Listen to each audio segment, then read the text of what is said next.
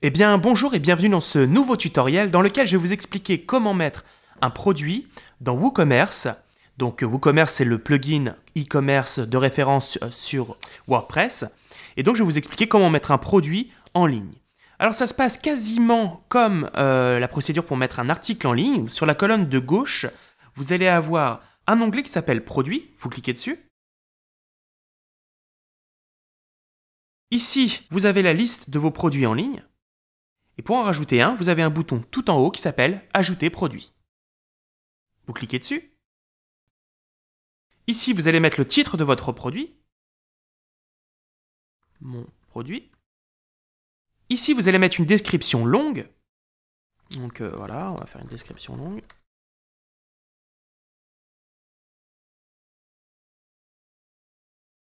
Ici, vous allez sélectionner un mot-clé principal. Alors le mot-clé principal, il sert uniquement à référencer votre produit. Donc ici, on a installé un plugin qui s'appelle SEO par Yoast.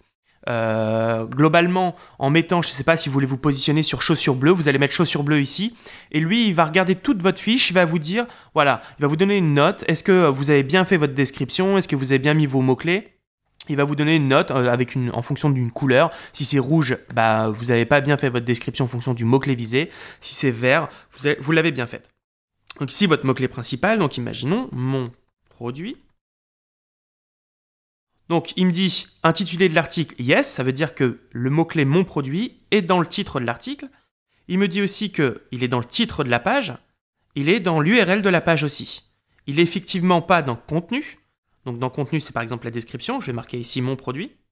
Je copie-coller simplement le mot-clé ici. Hop. Et ici, dans contenu, il me dit qu'il y est. Et dans métadescription, donc métadescription, c'est une petite description que vous allez ajouter. C'est grosso modo ce que vous voyez, par exemple, je vais taper quelque chose ici, chaussures. La métadescription, c'est ce que vous voyez ici, dans une requête. La petite description dans Google.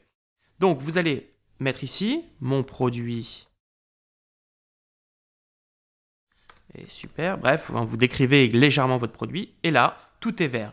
Et il me dit, globalement, quand je vais publier, il va me dire, ici, il va mettre en vert, il va me dire que mon SEO est parfait. Bon. Sachez que vous n'êtes pas obligé d'avoir tout en vert. Parfois, il n'est pas très agréable pour l'humain d'avoir un texte en fait, qui n'est pas très beau, juste parce que vous avez voulu le rendre SEO friendly, on va dire. Donc, continuons. Donc ici, la métadescription. Ici, vous allez simplement, dans général, mettre un prix de vente. 20 €. Prix promo, c'est uniquement si vous avez un prix promo et vous pourriez le planifier, c'est-à-dire ma promo, elle démarre demain jusqu'à la semaine prochaine, mardi prochain par exemple. Donc là, en l'occurrence, si vous avez des produits physiques, vous laissez en produit simple. Si c'est un produit virtuel, vous cochez virtuel. Si c'est un produit qui est téléchargeable, comme une formation en ligne, vous cliquez sur téléchargeable. Au niveau de l'inventaire, vous allez simplement dire qu'il est en stock ou simplement, si vous voulez gérer les stocks, vous en avez 5 en stock. Voilà, tout simplement. En ce qui concerne l'onglet livraison, c'est simplement si votre prix de livraison pouvait varier en fonction du poids. C'est très rarement le cas et moi je vous déconseille de le faire, sauf peut-être pour du commerce B2B, c'est-à-dire quand vous vendez à des entreprises où le poids, si vous vendez des palettes, peut impacter fortement sur votre prix de livraison. Mais globalement en B2C, c'est-à-dire de la vente aux particuliers, on indexe très rarement, voire jamais, le poids sur le prix de la livraison. Hein. Globalement, si vous faites en sorte que la livraison soit offerte, vous vendrez plus et vous vendrez mieux. Sur ces trois options d'après, on n'y touche pas puisque ça concerne les produits liés, attribués et avancés, donc c'est un autre registre. Et ici, finalement, vous allez mettre une mini-description. Donc la mini-description, je vais arriver sur une page produit. Ici, c'est la mini-description, c'est celle qu'on va mettre maintenant.